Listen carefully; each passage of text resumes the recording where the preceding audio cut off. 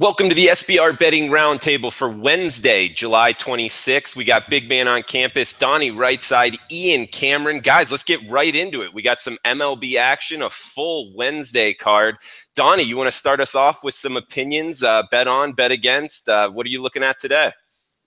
Yeah, look, I mean, as the case post-All-Star break with me, last week was a fun week. I had 18 plays. Yes, don't stop the tape. Don't rewind it. Don't erase it. I had 18 plays last week, a lot of them being underdogs, finished plus money for the week, started this week off again, 1-1 on dogs for plus money. It's the dog days of the summer. Let's take some dogs and have a lot of fun. Today, I'm zeroing in on a couple. Just going to wait and sit back until we see some starting lineups in this area. But overall, it's been a lot of fun increasing the plays, putting out some dog action there. It's been good so far, Drew. Good stuff, Donnie. And Big Man, I know you had a lot going on with baseball. What are you looking at? Oh, man, Drew, I don't know if I have a lot going on with baseball, but it's always a fun card to take a look at when Homer Bailey's in Yankee Stadium. You got the Aaron Nola love affair in Philadelphia all of a sudden. This guy's pitched well for 4 games, and he's all of a sudden Nolan Ryan, Drew. A lot going on. Ubaldo's on the mound currently. Interesting card today. I think the big news is how Kyle Gibson – look, I understand him getting demoted and everything, but how does Bartolo Colon stand this lineup? I mean – Isn't he going after the most winningest Dominican pitcher? Okay, but Drew, again, that's not my problem. If I'm a team, I'm wanting to win games. This guy's not any good. I mean, I don't know how many times this guy's get shelled before we say, you know what? Maybe it's just time for Bartolo to hang it up. Drew, he's given up 5 or more runs 8 different times this year. I mean, opponent shooting 346 off this guy. And we said last week, I think, Donnie, you and I talked about it. One of our listeners brought up, I think it was Guan White mentioned, he was going to use the Dodger start as a way to calibrate if he was still a major league pitcher. He got crushed in that game, and he continues to get crushed. I'm not sure why he wasn't sent down. Kyle Gibson's bad, but I mean, when will we give up on Bartolo Colon? I mean, at what point will that happen? He's definitely fade material. But what about bet on pitchers, Big Man? Do you have any of those?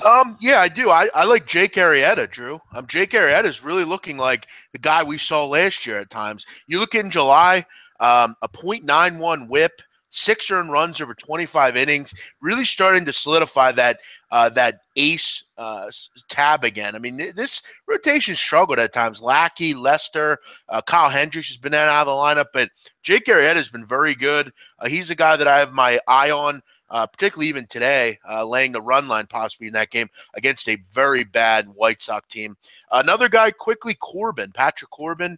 He's pitched a lot better. I mean, this guy was horrible on the road. He's since gotten a lot better. He's really started to kind of tail it all together and really has looked good over the last 3 or 4 starts. He's a guy that I'm looking to bet on, especially with that lineup behind him. They bolster it with J.D. Martinez, have a lot to look forward to if you're a fan of the Diamondbacks. This team's very good at home, and their rotation started to look nasty with Robbie Ray, Zach Greinke, Corbin, Zach Conley, or what's his name? Godley, I'm sorry. Yeah, they're really starting to look good, this group. Yeah, man. Hey, did the velocity for Arrieta scare you at all? He used to be, touching 95 almost. Now he's mid 90, like 92 and a half, 93 maybe. Well, I don't know that it worries me much today, but yeah, look, Drew, that's always a growing area of concern for pitchers. I mean, you saw it last night with Doug Fister. That was a prime example of velocity going down. Doug Fister at one time was a pretty good pitcher in the major leagues. He has since become cordoned off to the bullpen. He's got over 6 ERA. He's really kind of struggled because he doesn't have that velocity anymore. I think he's still good, Drew. I mean, especially off some of the seasons he's had. Obviously going forward, it's going to be a little bit of a worry thing. But right now, I'm not worried about it like with other pitchers. He's not, he's not Bartolo Colon at this point. So I think he's got a couple more years in the tank with that. Okay. And Donnie, before we throw it over to Ian Cameron, a little north of the border football action, you want to follow up with anything on the diamond? Yeah, two things that Jeff and I talked about in the late night on campus. It's the haves and the have-nots now. There's a couple different betting segments throughout the summer. Everybody thinks they can win in April. May, the teams that are good usually kick it into gear. June, we see, the cream rise to the top. And then July, we start to see some fades out because you have buyers and sellers. The 2 sellers I'm really worried about being a dog player the rest of the summer here, Drew. Number 1's going to be the San Diego Padres. Why is that? They have a sneaky type of lineup, usually play decent baseball at home, but the ability to close out games as an underdog is key. They blew up their bullpen, sent most of their good pieces over to the Kansas City Royals. Number 2, I'm looking at the Chicago White Sox. Good young hitting lineup. Starting pitching is very average. They used to combat that again, Drew, with a decent bullpen to close out games. If you have a 5-4 lead in the 7th inning, you can get it done. They blew a lead on Sunday, blew up their bullpen as well, traded a lot of pieces away. Those are 2 teams that, even though I do like taking dog wagers throughout the rest of the summer, I have my eye on both those teams, and it doesn't look good for closing games out and getting that plus money with those 2. All right, man. Good stuff. And that's a real good point about the White Sox. This team is a shell right now. Their pen is a mess. They got rid of Schwarzak. They got rid of David Robertson, Canley. Their lineup is young and just not very good. And I mean, your starters, James Shields, your ace, who's laying, I think he's getting like 200 back today. They've lost 14 of 18. White Sox are a mess. I was just about to say, when the most entertaining thing about watching a White Sox game on TV right now is Ken Hawk Harrelson losing his mind at John Lackey. I got to tell you, that's real bad. Yeah, I'm a big fan of his. I've said it before and I'll say it again, but he was really vile last night. I thought some of his comments were out of line. I don't know how they put up with that in the MLB anymore. I know he's an older guy and he's kind of set in his ways, but he was pretty much telling people to beat John Lackey up after the game. I mean, he needs to wake up with some of the comments he's making. They're especially in the climate we're in nowadays. It's way too. He's getting a little too vile, I think, with some of his comments. Yeah, I respect them, but again, it's too much, I think. Yeah, I understand him getting upset with Lackey plunking 2 White Sox hitters. I get that, and he's upset at that point. But then he's talking about let's load the bases. Yeah. Yeah, I mean, I don't think he's purposely looking to do that. But then he says after that, let's take this outside. We'll be waiting for you outside or something. Like they're going to do some street brawl. Like old man Cock going to beat up John Lackey. Come on, that's not happening. Let's go outside. That way no one can break it up. I mean, come on, dude. I mean, what are you talking about here? You're an old man. You're 40 years younger. What are you going to do? Yeah. Well, boys, Ian, you want to touch on any CFL action? Take a couple minutes to give out a couple pointers here. Yeah, CFL's off and running for me. Actually, the last few weeks been much better. Ever since week 1, which nothing went right, everything's been a lot better since then. So it's been a nice run last few weeks. Really, it's separating itself, the cream rising to the top. We're starting to figure out now after 5 weeks who's good, who's really bad, and in some cases really, really bad. And you have to put the Hamilton Ticats, unfortunately, in the really, really bad category. And that hurts me as a Ticat fan, a Ticat season ticket holder, one that really wants to see this team as a fan do well. Of course, that doesn't stop me from betting against them when the time is right.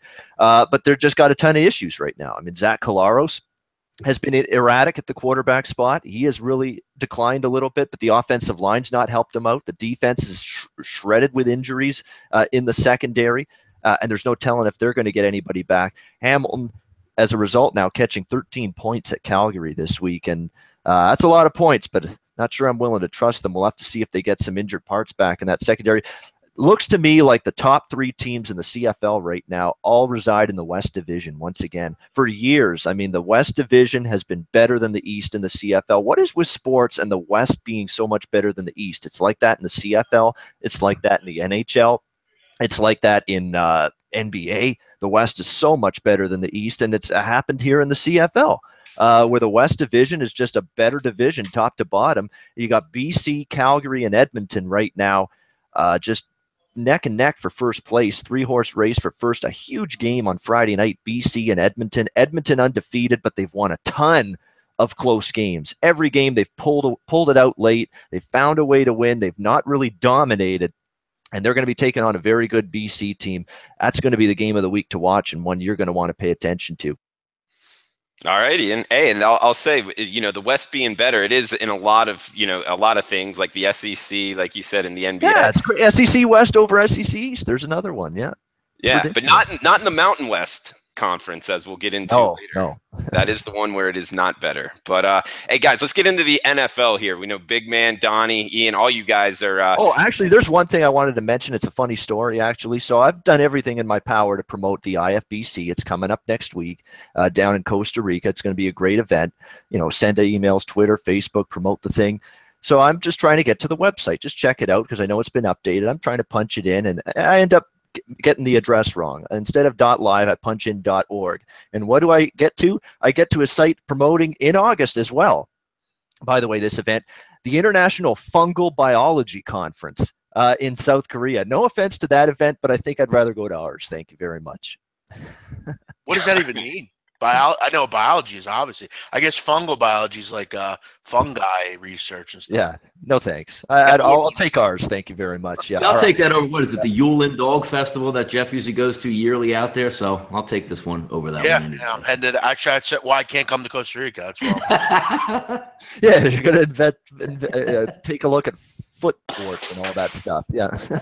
Yeah, well, it is ifbc.live, and it's August 4th and 5th. And guys, you should definitely check that out. Come on down here to Costa Rica, hang out with us, have a couple cocktails, learn a little bit about sports betting, maybe throw your insights in as well. We'll all have a lot of fun those 2 nights, maybe more nights. I know some of us are going to stay a little longer, so it will be a lot of fun. That's ifbc.live on August 4th and 5th. We're doing it. And thanks for tuning in. We got a lot of watchers right now, guys. Let's get into the NFL. And if you like the content here, please give us a thumbs up, a like button. It helps us out a lot. But let's get into the AFC South, a little NFL gambling talk. We had the Texans, Titans, Colts, Jaguars in that order last year. The Texans won the tiebreaker at 9-7 going on to the playoffs, even though they were a negative point differential, almost 50 points negative, still making the playoffs. Kind of interesting there. But guys, Donnie, Big Man, Ian, I know you guys are all into the NFL betting big time. You want to start us off, Ian? I'm going to go out on the limb and say it right now. I think someone other than Houston is winning this division, and I say it's the Tennessee Titans. I'm liking what I'm seeing from this Titans team. I'm not a big Mike Mularkey guy by any stretch as head coach, but this offense is going to be absolutely dynamic for this Tennessee Titans team heading into the new season. This offensive line is absolutely elite. You know, you can put them up there with a Dallas, you know, with some of the top offensive lines in the NFL heading into the season. Marcus Mariota now, this is year 3 for him. And really the biggest issue for him last year was they just didn't have great skill position talent. Really, they did not, this Tennessee team. They went out and addressed that in a big way, did everything they could to address it. Corey Davis, of course, gets drafted out of Western Michigan in the first round. Great addition for them. I like that they also spent draft picks on Taywan Taylor. I think that's going to be a good receiver in the future for them. Jonnu Smith at tight end as well. Eric Decker signed in the offseason, and if Eric Decker stays healthy, I believe he can still produce in the NFL at the wide receiver spot. Now, the secondary is a question mark, but they signed Logan Ryan from New England to try to upgrade that group. Adoree Jackson, a guy they drafted out of USC, standout cornerback. So I do think that secondary is going to be improved. Up front, you know, I think they're going to be very strong. I think they're going to be able to get a pass rush on opposing teams. I like the defensive front. I've actually got Tennessee over 8.5 wins in my pocket already, about -140 to -150, bouncing around that range. I think they can get to 9+ wins, and I also grabbed them to win the AFC South. I think it's a bet worth making. I don't think this is a Houston division, lock, stock, barrel by any stretch of the imagination. Hey, Big Man, we got Tomar chiming in on the chat box. He likes Tennessee but doesn't trust Mariota. Do you agree with that? Well, I don't really care about his opinion, but I'll break this down. I won't agree with Mariota. I think I'm fine with Mariota. I think he's kind of really coming into his own. I think Ian made a good comment on they're starting to give him a ton of weapons. Corey Davis, Tajay Sharp's still there. You know, Eric Decker. I mean, Corey Davis is a guy out of Western Michigan that I think we all really know and love out of that conference. He's going to be quite the player down in Tennessee. But the question I have is, I mean, this team hasn't made the playoffs in 9 years. I mean, that's something you have to kind of consider. I mean, they're not a winning culture. Do you trust Mike Mularkey? I know you mentioned that, Ian. He's a guy that I don't necessarily trust to lead my team. The problem is, but just a second, the problem is he's going up against Bill O'Brien. I don't trust Bill O'Brien either. So I think, to be honest, that's a wash. Well, I think Bill O'Brien, I mean, we have to keep in mind, Bill O'Brien's had to deal with 8 different quarterbacks in his tenure, and he'll still have to deal with figuring out another quarterback here. The Houston Texans are a lot like the Denver Broncos. They're pretty good at every other position except for quarterback. I mean, what do you have there? But as far as the Titans, I agree with Ian. I think this team's definitely looking up. Their secondary must improve, though. You did a total overhaul there. You brought in Logan Ryan. You brought in Jonathan Cyprien, who the Jaguars let go. He was one of their top tacklers last year, so that's a nice addition as well. And you brought in Adoree Jackson, a guy that can not only play in the secondary, but can play in the return game as well. I don't know if they'll win this division, but I think they're going to be right there. And I think Ian makes some real good points. To make the playoffs, they're plus 145. So you're basically taking a flyer out on a team who hasn't been in the playoffs in almost a decade. Just not a ton of value for me. It's hard to envision me putting my money on a Titans team to win 9 or 10 games. For me, that's just a little too much. I'll say Houston is a team that I think we have to continue to consider. I think Deshaun Watson will be a guy that will possibly be a long-term option for this team. I think the Tom Savage stuff is just kind of a guy to fill in for a while. I don't think he's a long-term fix. You look at their receiver, they're stacked there. They have a lot of guys who can make plays. Will Fuller be a guy that can long-term grow with this team? He had a little trouble with drops last year, but defensively they're very good. They obviously get J.J. Watt back. They have a great secondary. And look, they were right in this game with New England for a long time without a quarterback. So, they're a team that I'm looking at. I hope Bill O'Brien can maybe get a quarterback at some point because, like I said, he's dealt with 8 different quarterbacks during his tenure there. So Houston's interesting, but we will talk about the other teams. I will say the Jags. People are really hype on this team, and they do have some issues going forward. I'm sure we'll get into that, Drew. Yeah, one quick thing, too, about Houston's secondary depletion a little bit. They've lost some key players in that secondary. A.J. Boye gone, Quentin Demp's gone. So how they fill those holes is going to be something interesting to see. And I will say this AFC South, guys, it is not a coach's Hall of Fame. Let's be honest. I mean, Doug Marrone, Chuck Pagano, Mike Mularkey, Bill O'Brien. Come on. Which coach do you trust in this division? Holy fuck. Yeah, the secondary is kind of, I guess, a little concerning for Houston. I mean, you got Jonathan Joseph and KJ Dillon, but you might have a question mark at left cornerback. But again, I still think up front, they're really impressive. I mean, Clowney and Watt, you got Cushing still doing some good things. Whitney Merciless, they definitely have some options up front. But like a lot of teams, they're strong up front and have some trouble on the back end, Drew. Yeah, Donnie, what are you thinking? You think the Jaguars can improve this year in this division? It's funny. Like, if you have 4, obviously the NFL very restrictive just with 4 teams. There's one team I really like in this division, and I'm going to make 3 times the charm. Tennessee's going to win this division. For the simple fact is, I trust Marcus Mariota. With Houston, you've watched them play. Great defense, great wide receivers, good running backs. If you don't have a quarterback, you can't win anything. So I'm not going to put any money. And again, Vegas is going to reflect that. An 8.5 total for a Houston team is ludicrous. Imagine if they had, even if Tony Romo didn't retire and go to Houston, what's that over under, guys? 10.5 at that point? So Vegas is undervaluing Houston based on the quarterback position. I completely agree with that. Tennessee, I believe, is clear-cut the best team in this division. The funniest thing I have is Indiana is the Colts at a 9 number. I'm so down on the Colts. You got a quarterback that coming off surgery, gets his brains beat in each and every year. A running back that should be getting, AARP at this point and Medicaid. And the defense, notorious softest tissue. I'm supremely down on the Indianapolis Colts this year. I'll take the Tennessee Titans in this division. They definitely look. Only Cleveland and San Francisco allow more yards than Indianapolis. They're awful. Indianapolis is the softest team in the NFL. No offensive line either. And the running back trio, they're going to get them bashed in, which is hilarious to me. Frank Gore, Kristen Michael, and Robert Turbin. Okay, that's what they're going to war with running back. Here's all we need to talk about. They still won 8 games last year. I mean, as bad as defensively as they were, for as many brains as Luck got bashed in, for as big of an issue of the run game has been with people being injured, with absolutely nothing on the defensive end. They still won 8 games last year. Let's just point that out. They got Malik Hooker, who I know is on the PUP list right now, but from what I understand, that injury is not serious. Look, I would agree. Offensive line's a problem. They have to fix some things defensively, but they went out and got a Hooker.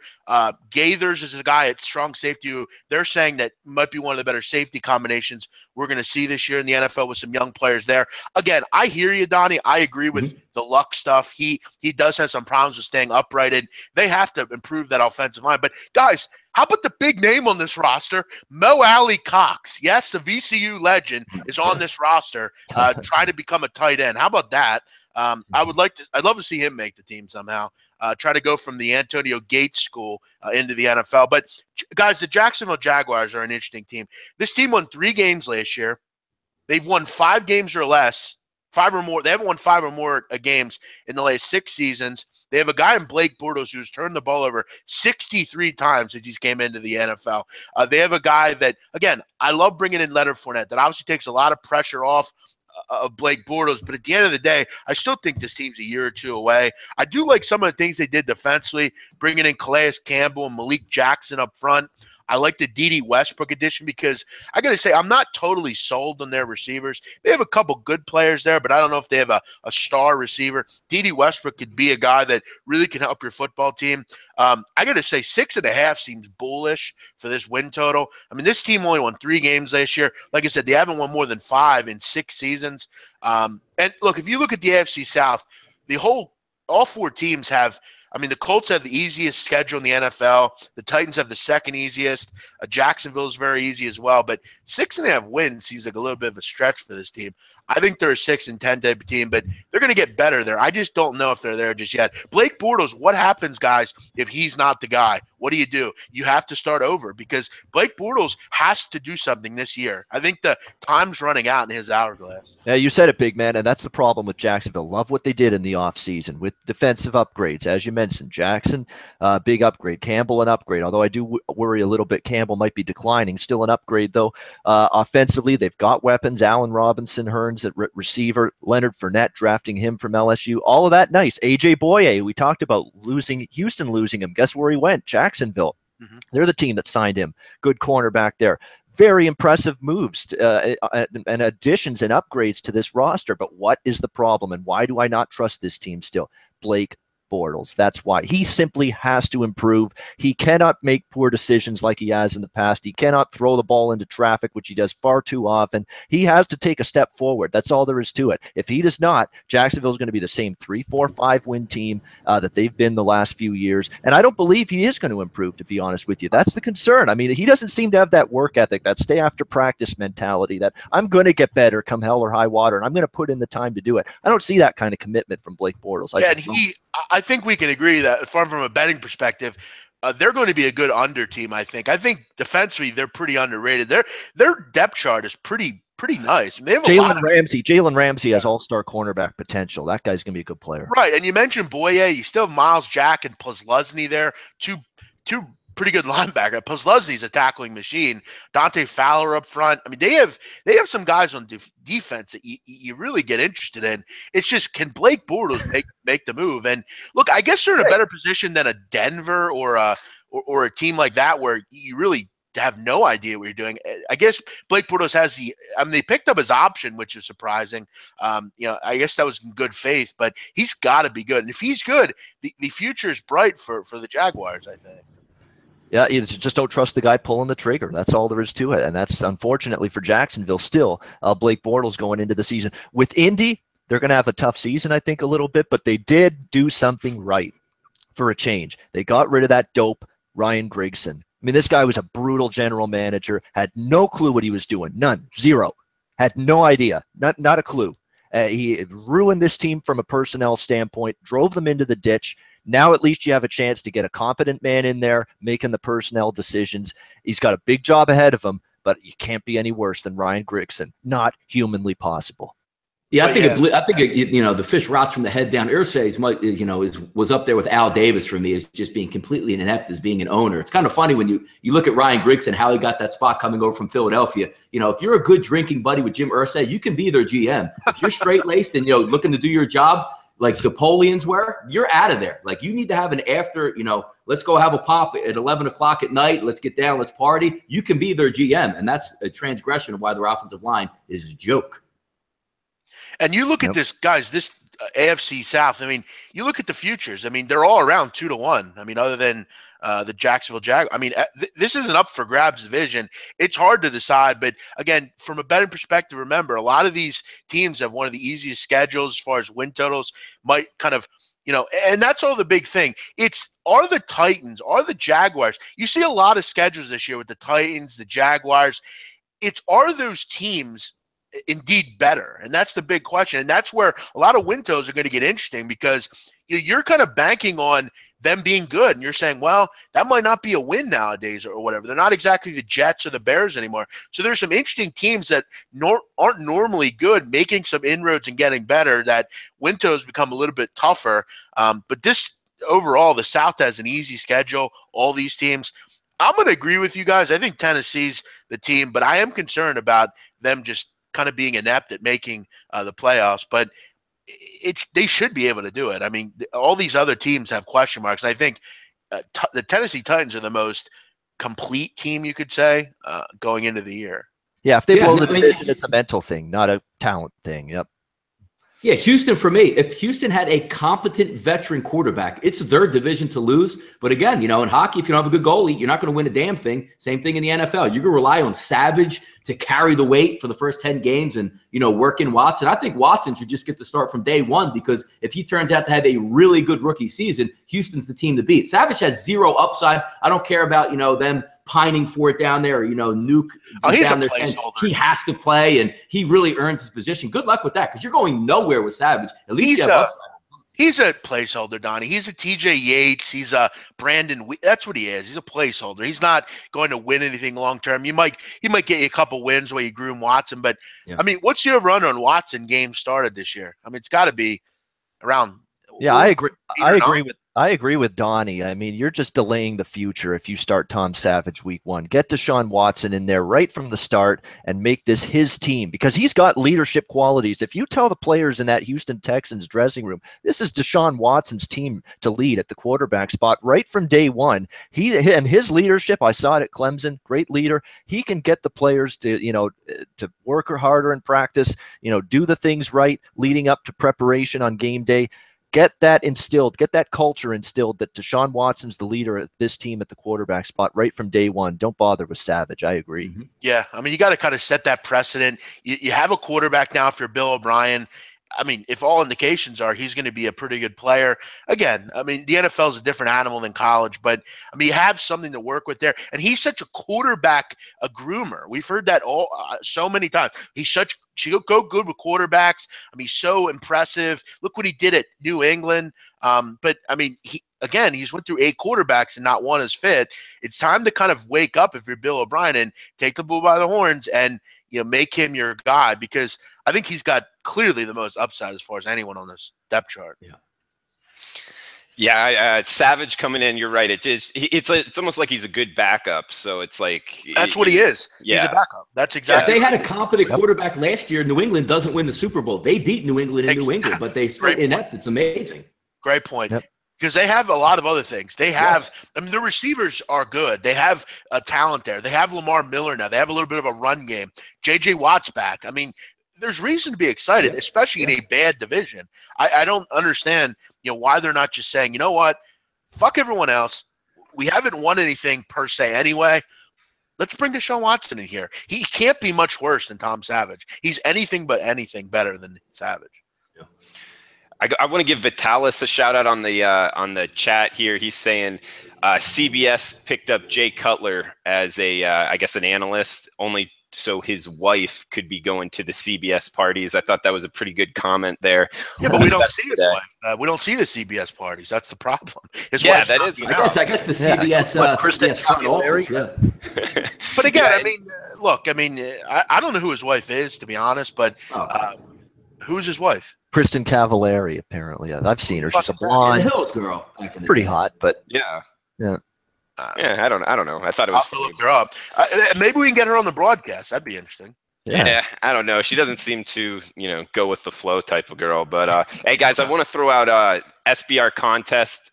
Since we're talking NFL, is great NFL betting analysis there from all you guys. We got the Beat the Bag contest. It's $25,000 in prizes, and it's free to enter. We got signups going on right now. All you have to do is really click a couple buttons there in the test tab. It's called Beat the Bag. If the details are there, $25,000 in prizes. So make sure to check that out. And guys, any last comments on the NFL before we go to the college side? Yeah, beating the bag, the $25,000 there. We do know Jimmy the Bag is Canadian, so if you're an American and you're going to get whopped up by somebody north of the border in your own sport, hey, man, come on, get in that competition. Hold it down for the U.S. Yeah. And he'll also be down here for IFBC, so we'll be able to check him out in person if you're coming down to say hello to him as well. But guys, let's get into the college game. We were talking about the Mountain West a little bit earlier. The West in the Mountain Division, it's kind of like the SEC coming on. Let's see, are 6 of the 7 best teams, in your opinion, in the Mountain Division? Yeah, I mean, the Mountain Division is very difficult. Oh, yeah. And you look at San Diego State, I think one of the big reasons they continue to win this division is not only because they've set a nice precedent at that university. Look, I got to say one thing as far as San Diego State University is concerned.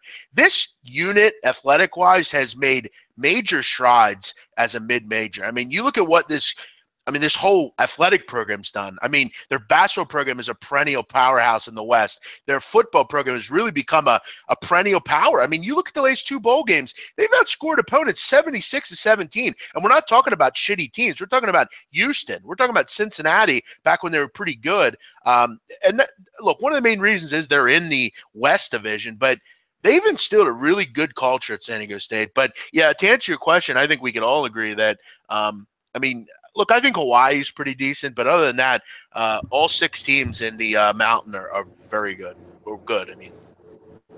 Yeah, the one thing that really pops up in the West is it's kind of refreshing to see the Hawaii, rainbows back from my day, as opposed to the Warriors, kicking it up there, supposed to be maybe factoring into the actual conference. The one interesting thing that I do give Hawaii credit for, when they come to the mainland, they do struggle, but their key games are actually at home there in Honolulu. So that's going to be an interesting one to watch as it goes. Just good to see Hawaii actually might be fighting for something here. They get San Diego State, Colorado State at home. Great point, Donnie. And you look at last year, 46,000 miles this team traveled as a unit. Grueling schedule. Totally agree. They're not going to travel that far this year. Offense is going to be good. Drew Brown's a good quarterback. He did really good things in that bowl game against the Middle Tennessee State, team.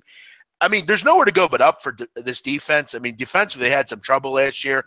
But look, at 4.5 wins, I think that's definitely manageable. I think it's definitely not out of the question to see this team return to a bowl game. They have to clean up penalties. They were 127th last year out of 128 teams in penalties. They have to get that fixed. And obviously that's something that can lose you games. But Donnie, very good point. I think Hawaii is a team that you got to look for, especially with that. They don't have to travel so many miles, first off. Yeah, and their schedule sets up well. It starts off, like you were talking about their win total. I think a key game is actually the first game at Massachusetts, and I don't think that travel situation is as bad since it's the first game. So you'll have the extra time to prepare. Yes. That line's ridiculous, by the way. I mean, that's a hideous. That's disgraceful that they're a pick 'em against UMass. UMass is the worst team in the country. I've said it to you, Drew. I'm going to say it again. They are horrible. I mean, they're really, really bad. And I think a lot of that line has to do with the point of Hawaii isn't very good on the East Coast, which I understand. That's definitely factored in. Yep, but this team you have to look up with. I mean, Nick Rolovich has started to do some good things there. Good coach, Yeah, and a lot of these teams had to come to the mainland this year, which isn't the easiest thing to do. I'd like Hawaii for sure. I think especially week 1. They got 2 cupcakes week 1 and 2, Western Carolina and UMass, which you should start out the season 2-0 there. Yeah, I'm going to make this a clean sweep. I mean, my clear-cut strongest bet on team going into this new season here in the Mountain West was going to be Hawaii. I mean, it's a team that is flying under the radar. They're not one of the big beasts of the conference, a team that improved last year. They're going to be very good on offense. This team's going to be able to score points. Rolovich knows what he's doing on that side of the ball. The quarterback, Drew Brown, got better and better as the season progressed. I like St. Just as well, the running back for this Hawaii team. They've got weapons at receiver. They're going to have to shore up the defense. But, hey, that defense, which struggled, took some lumps last season, should have more experience, should have more depth as well, now that Rolovich is into year 2 of his system. So I do think that defense for Hawaii is going to play better. And they're one of those teams that are those are the teams you look for, that mid-range in a conference that you expect to take a jump and be improved. I expect Hawaii to be a winning point spread team this season. I think there'll be an ATS machine this year. I also think early in the season, until they get the defensive kinks worked out, they're going to be in a few high-scoring games, because I think this offense is going to be able to move the football and put up points, especially against weak teams like, as the big man mentioned, UMass in week 1, which is absolutely a weak team. They belong in that category. And I mean, but the question is, Drew and everyone, I mean, can they dethrone San Diego State and get to the, that side of the title game? And I don't think I think they're going to be a good point spread team for sure. And one returning starter on the offensive line for San Diego State. Their ability to put up points is going to be in question. Chapman's an okay quarterback, but not great. Right. They lose Donnell Pumphrey. The defense is going to be good again. No question. I'm going to tell you right now, Rashad Penny is fine. I mean, he's going to get a big workload this year too. 7.5 yards a carry last year. Rocky Long has already come out and said that they're going to run him 25 times a game. You Yeah. would make a good point, though. Run line's going to be offensive line's going to be a problem. Nico Saragusa is gone. A couple other guys are gone. But defensively, they had some holes also. But you look at this team, 49 interceptions over the last 2 years. That leads the country. And they're 16-2 over the last 2 years against Mountain West teams. I mean, you can't really get away from their dominance. They're going to be a run football team. Chapman with another year under his belt. He kind of just needs to be Alex Smith, manage the offense, give the ball to Penny, get the ball to Michael Holder on the outside, and let him do some good things. But, yeah, I mean, Ian, you make a good point. They do have some holes. I don't know if they're going to be as strong as normal in this division. Hey, And they're going to be a good DeSoto, under team as well. They'll be in a lot of lower scoring games if they have their way. I want to give a shout out to Ryan DeSoto in the live chat. He says Hawaii plays at Nevada. Rolovich's ex-team could be an interesting one. I think so as well. I mean, in the West Division, if San Diego State, is chalk and goes on, there could be another team that makes a bowl, and it could be the winner of that game because, Nevada should be a little bit improved as well this year. I hate to say it. I don't see it with Nevada, to be honest. At 3.5, I mean, the markets are clearly down on this team. And I think UNLV beats them. I agree with that. I think Nevada, I mean, you look at, they're changing offenses. They're going to an air raid offense, no more pistol. Jay Norvell's instituted that. They also changed their defense fully. And I mean, what do you got at quarterback? Is it Ty Ganji or is it Alabama? Ty Ganji was good, man. Yeah, but he's David Cornwell's better from Alabama that they brought in. So you got two. Jay Norvell's boy. Look, James Butler's good, but you don't have much depth behind him. Their schedule is absolutely an absolute bear. I mean, you look at this schedule early on: Northwestern, Toledo. They got Washington State mixed in there. They got to go to San Diego State. They got to go to Colorado State. This is a really tough schedule. And look, I mean, again, I don't really like to back teams instituting totally new offenses and totally new defenses. I don't see it with Nevada. I think Ian's right. I think UNLV is a little bit better of a bet there. Or Monty Edwards is a guy that I think you got to feel or Monty Rogers, I'm sorry, is a guy you have to feel good about coming in, the freshman there. So, yeah, I agree. I think it'll be interesting, but I still think it's San Diego State's side. Monty Edwards is in the CFL now with the Argos. I heard that name. I meant to say Rogers. Sorry. My fault. I always think of Armonte Edwards when I hear Armonte.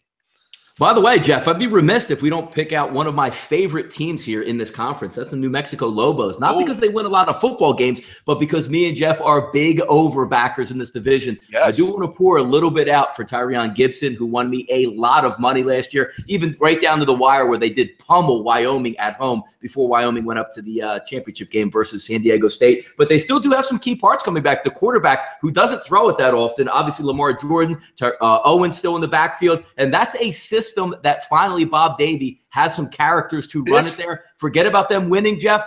Look, we like to look at schedules as we did at Hawaii, maybe pick out some things. Jeff, week 2, September 9th, New Mexico State comes to town. What's the final? 61-60 in that one. Let's go. They're an over team. They're going to be in a ton. I got them as they're kind of a sleeper team, if you ask me. Yes, they are. Yes. This team, I mean, I don't know if anyone knows, but this was the #1 rushing attack in the country. A lot of people would look to the military academies, but it was none other than New Mexico. Bob Davie's done good things out in New Mexico. This team was 9-4 last year.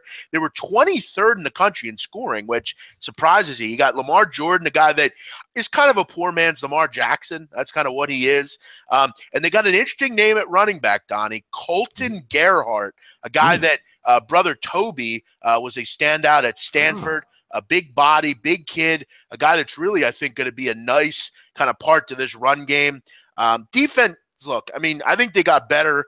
Davie went out and got some junior college replacements, and they kind of remind you defensively of what Marshall did. Marshall went out and got a lot of defensive replacements. They really kind of thought and bought in that said, this defense isn't good enough. We got to go out and get better. I think New Mexico, Donnie, I agree with you, is a team that I'm looking to bet on. I'm looking to bet overs with. That New Mexico State game is going to be I think in the 90s or hundreds there. They're a team. Track meet. Yep. Yes, exactly. It's going to be like watching Usain Bolt run relays at the. Again, it's a pure running offense, but it's a huge home run, big play offense. If you just pop on the one take last year. Wyoming was a good football team. They hang damn near 60 on him. It seemed like Gibson went for 50 every single time he touched the football. They're a lot of fun to watch, maybe under the radar. Again, don't look for them to make head waves and knock off big teams. But if you're looking in this conference, you want to have some fun. They're going to be able to score, and it doesn't matter what defense they're going up against. They will hit home runs from the running game. It's fun. And they had 10 plays a game last year of 10 rush yards or more. That was the most in college football. So they are a big play team. That is a great point. They love to run the football. And if we've seen anything, it's these teams, they're very tough to stop. I mean, it's tough to kind of control that option. It really is. I mean, with the way that you could try to stop it, but it's very tough to do. Yeah, and this New Mexico team, breaking down their schedule, Donnie, you brought up a good point against Wyoming, and that was in the last game of the season. If you remember, at the end of last year, they were a good team, but their defense was weak. They had some injuries up front, and when you talk about defensive assignment football, going against New Mexico is the time where extra preparation really helps, and their schedule sets up pretty well. They play against Boise State right after that New Mexico State game on a Thursday night. So Boise State isn't going to have much time to prepare at all.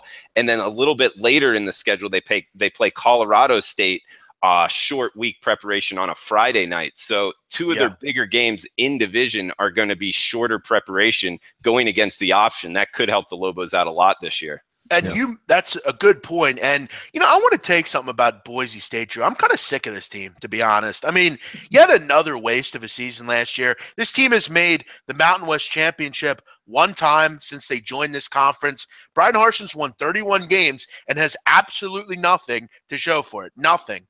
They're struggling against this conference. They're really the total opposite of what San Diego State's been.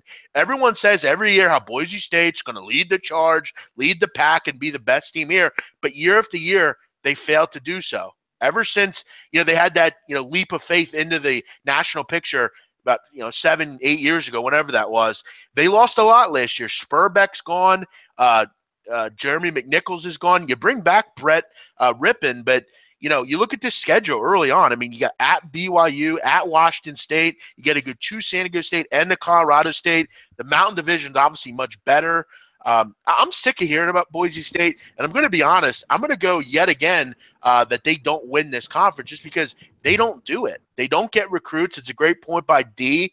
You can't hold them to the same standard that they've been 6 or 7 years ago. They're just not the same team, and they continue to waste seasons year after year. And do you remember the good old days when don't bet against Boise State on the blue turf? Yeah. Well, if you've been betting against Boise State on the blue turf the last couple seasons, you've been doing pretty damn good. I mean, this has not been anywhere close to the same dominant ATS team at home in Boise as they've been in years past. They have not been cashing tickets at anywhere close to the rate they did years and years ago, and I've got concerns about this team. I saw a significant decline in Brett Rippon's play late last season. He did not play well down the stretch. Had a good season 2 years ago, good start to last year, but now you take some skill position weapons away from him, an offensive line that, has to do some rejigging, a defense for Boise State that I think might not be as good this season. Yeah, I think they're going to be an overvalued commodity, Boise State. Yeah, they'll probably still be in the mix here in the conference, but not a slam dunk at all to win this division. And I think they're going to be an overvalued team again. I think they're always going to be there. I mean, again, they do have Brett Rippon, who I know kind of went off towards the end of the year, had some trouble, but he's still a good quarterback. And Cedric Wilson's a guy that in the passing game that I think you have to respect. He'll be their main go-to guy. But until they start to prove that they can cover games, I mean, how many games this year were they big favorites in? I mean, they were like I think they were 28-point favorite at one point against New Mexico, and they lost the game. I mean, that can't happen. I mean, I don't know if that was 2 years ago or last year, but 2 years ago they beat New Mexico last year. But last year they had some trouble against the spread. I mean, this team also lost to Rutgers. Or I'm sorry, I'm looking at the wrong team. They didn't lose to Rutgers. I'm looking at New Mexico still. But at the end of the day, they haven't been good against the spread. They've had especially some trouble. At home, especially at the blue turf. They've been burning money there. Drew, I know a team you're high on, Drew, Colorado State. You've mentioned. I think I've seen you talk about Nick Stevens. What do you think about them? I mean, I think they'll be good. It's going to end up, we'll know right away. I mean, they start off with Oregon State, then Colorado. So, and then, of course, they have to go to Tuscaloosa and play Alabama. So they could start off conceivably 1-3, even though they should be favored against Oregon. You're right, Drew. That is a rough opening schedule for them that they have, even the first 6 games. And then you got to go to Hawaii and Utah State. And Utah State, yeah. I mean, Utah State's going to be a lot better this year. I mean, hold on, big man. Why? Why do you think Utah State will be a lot better? No Devontae Mays. Because they were 3-9 last year, and Kent Myers had injury problems. Kent Myers has had injury problems for a while, but again, you look at Utah State, I just think there's nothing to go but up. It's tough to go in there and play well. I think Nick Stevens is a guy with Colorado State I'll get to, but look, last year in their conference games, lost by a combined 29 points, Drew, Utah State. So they weren't getting blown out. I mean, they weren't a team that you were going to be able to go in there and just beat around. They've also instituted an up-tempo attack, which will be interesting. I think Kent Myers will be able to run that pretty well. Look, Drew, I don't think they're going to be that good, but I think they're going to be much better than they were last year, for sure. Yeah, no, I just really wanted to get your opinion. And, yeah, I agree with you. They might have, more than 3 wins. But Utah State, digging into them, Matt Wells, I'm not that impressed. I mean, it's kind of like he's on the hot seat big time. He's got to do something this year or he's out of there. That's all there is to it.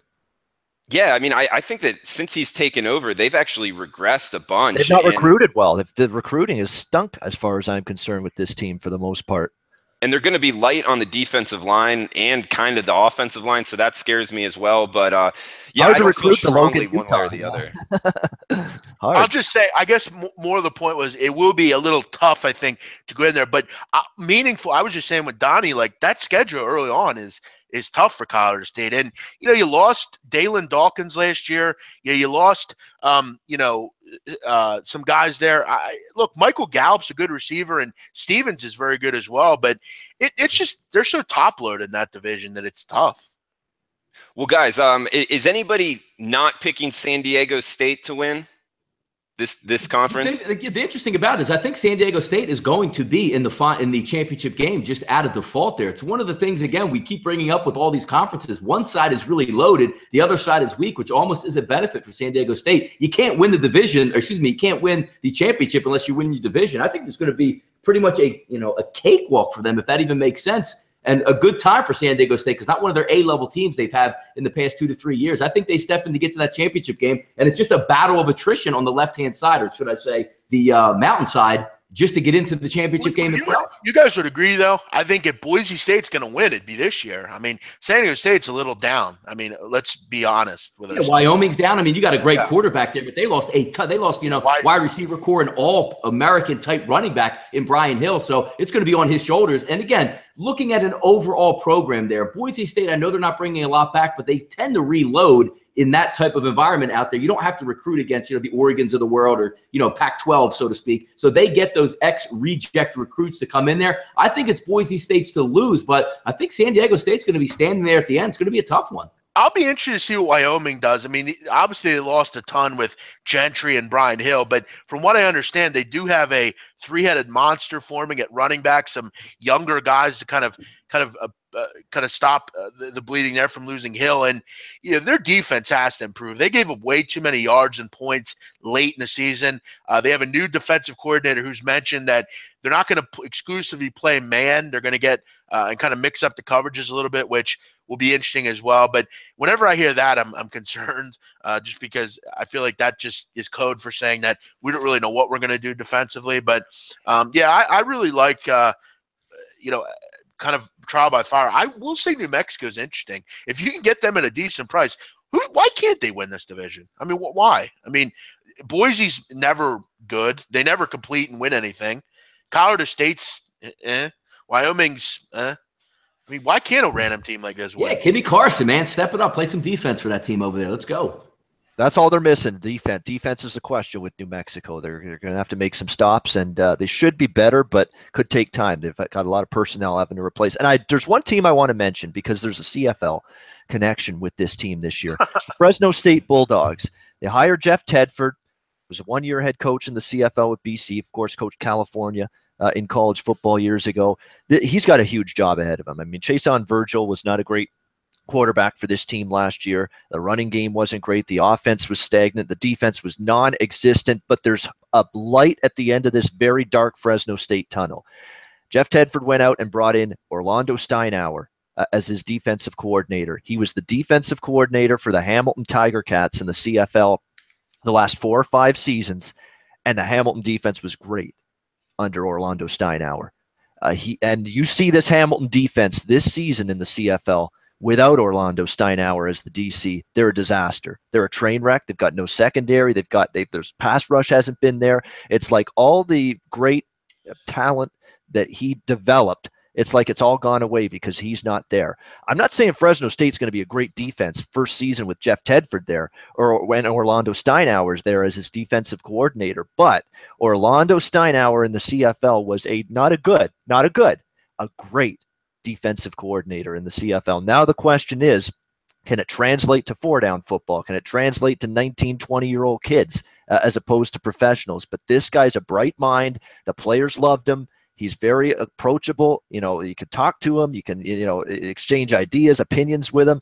He's very well liked by the players in the CFL when he was the defensive coordinator there, Orlando Steinauer. I'm excited to see what he does with Fresno State because he's got a hell of a job ahead of him here. This Fresno defense was so horrifically bad last year, but I don't put it past him to get this defense back on track in the next year or two and at least have them better. But the problem is, they were 5th, and they were very good against the pass last year. 5th in the country. They were very good. Problem is, they couldn't stop the run, and all their starters are gone from last year. I think they have one guy back, which it's questionable if he'll even make he'll even be a starter. That's the problem you have there. And how do you deal with having 4 downs and 11 players? Yep. I know the rules are a little different, and yeah, they have a tough job ahead of them at Fresno State because their offense was terrible last year. They're going to be bad again this year. Tim DeRuyter did a lot of things in this program that weren't good. Them and San Jose will battle it out for the worst team in this conference.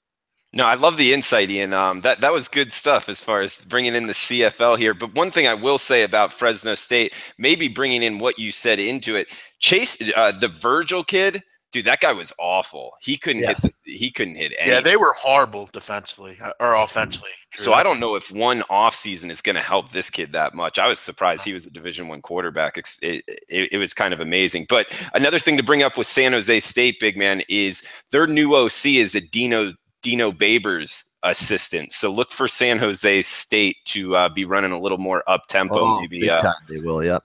Yeah, and look, I don't hate their running game.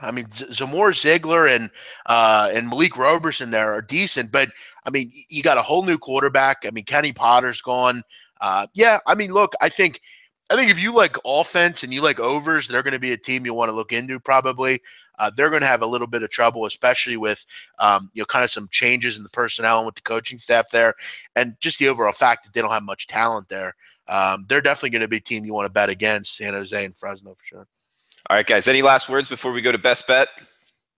No, I think overall it's a fun conference though. A lot of kind of up in the air. I think we've kind of all the conferences we talked about. There was kind of a clear favorite, a team that kind of stuck out. I don't know that you have that in the Mountain West. You have what I like, yeah. You have a lot of teams that are good, and then you have some bad and some moderately good teams. Yeah, just my closing thought on this conference is it's not going to be Boise State and San Diego State slam dunk dominating the conference. There's going to be folks knocking at their door this season saying, hello, can we come in? Can we win this conference? I think it's going to be fascinating to watch and see how it unfolds. Yeah, amen. All right, guys, let's get into best bets here. Go right around the horn. I guess whatever you want on today's card for the viewers. Donnie, you want to lead us off? Yeah, let's go ahead, and we'll keep marching down the street with our team total wagers, and we'll keep it on the first 5 as they've been very successful the past couple of months. Let's go into a game north of the border today, which may be a little bit of an outlier here. I'm going to go with the team total Blue Jays over 3, -115. I picked that lineup at noon at 5 times. If we take a look at Blackburn through his 4 starts, if you just look and don't peel back the onion, he's got a 2.88 ERA, which you say, man, you're going to take a team total against a pitcher with the ERA under 3. Yes, I am. Weighted on base average versus right-handed hitters for Blackburn this year, 0.361, a 361 average. As we know, Toronto is loaded up from the right-hand side through 24 right-handed batters on the road for Blackburn. WOBA this year, weighted on base average, a 0.477, so that bodes well in our favor. Also, check out this stat. right-handed batters that he's faced on the road this year has not struck one out yet. A lot of balls in play north of the border. Take the over 3 today for the Toronto Blue Jays at -115 at 5 dimes. Let's get 4 to 5 runs and bury this kid in the first 5 innings and keep our charge of a clean record over the past couple months on the Roundtable. All right, if Donnie has his way, it'll be Blackburn shitting in the dead of night. He'll be hoping for a bad start. Sing it, baby. Sing it. Take this fastball and crush it out. First 5 innings, over 3, -115 at 5 dimes.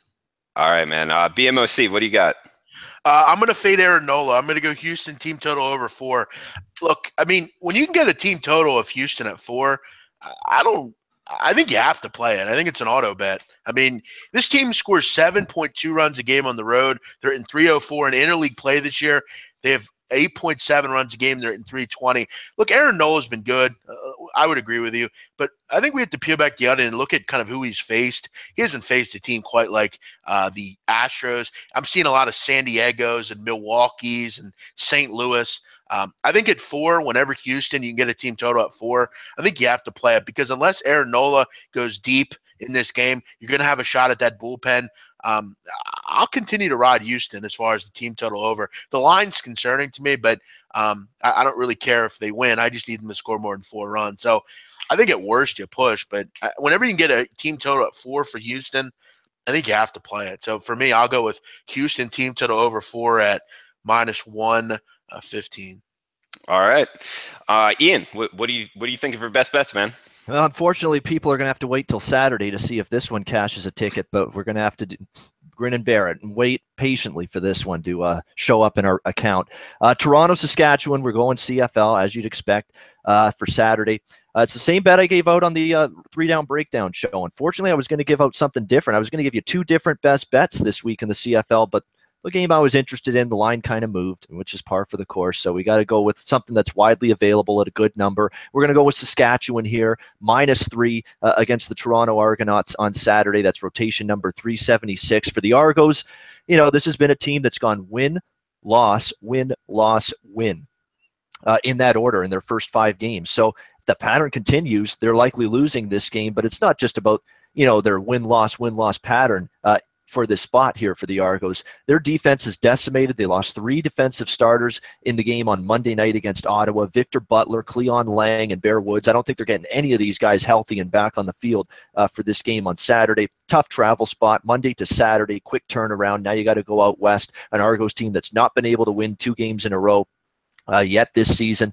I don't love laying points with Saskatchewan. This is not a great team. This is one of the poorer teams in the CFL, but it's a good situation, good spot for them.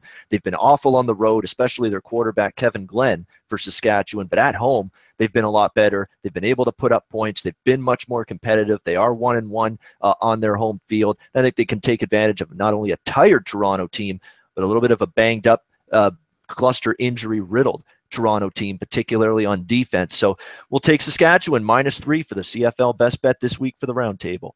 All right, Ian on Saskatchewan -3, big man on campus. Houston team total over 4. Donnie, Toronto over 3, first 5 innings at 5 dimes. And I'll be in a little bit of a correlation with big man. I'm taking Houston -117. You can find that at Penny. Fading the Phillies, mainly their bullpen. I'm with you, big man. But guys, any last words before we close it out? I know Ian's got the 3-down breakdown. Donnie and big man doing good things on the late night on campus. Anything else, guys? Yeah, catch us also every Tuesday and Friday, Drew, right side of campus. We're breaking down all the MLB games and every night at 10 o'clock on the late night on campus. Had some fantasy talk last night. We'll have some fun later tonight as well. Just chatting about baseball and all the interesting things going on in the world of the NFL. By the way, guys, is there any guy that's had a worse couple weeks than Lucky Whitehead? That's all I'm going to say. Very tough couple weeks for this guy. I hope he gets on somewhere and torches the Cowboys somewhere. He does have a great name, but other than that, I don't know, guys. Donnie, Ian, anything from you guys? I'm looking forward to next week. In full swing. I'll be out there next week with the Philadelphia Eagles on Wednesday morning, so I'll be able to make the Roundtable there, catching a little practice out. But it's football season up here in the Northeast. It's football season in the Southeast. It's football season all over the world. We're going to have a lot of fun at SBR doing all this stuff and bringing these shows to you in the fall. So check in for some good things to come, folks. All right, guys. And make sure to check out ifbc.live if you want to come down August 4th and 5th. It will be a great time. And like we said, the SBR contest, beat the bag, $25,000 in prizes, and it's free to enter. Just a couple clicks. So check that out. We'll be back next Wednesday, 9:30 a.m. Pacific. Thanks for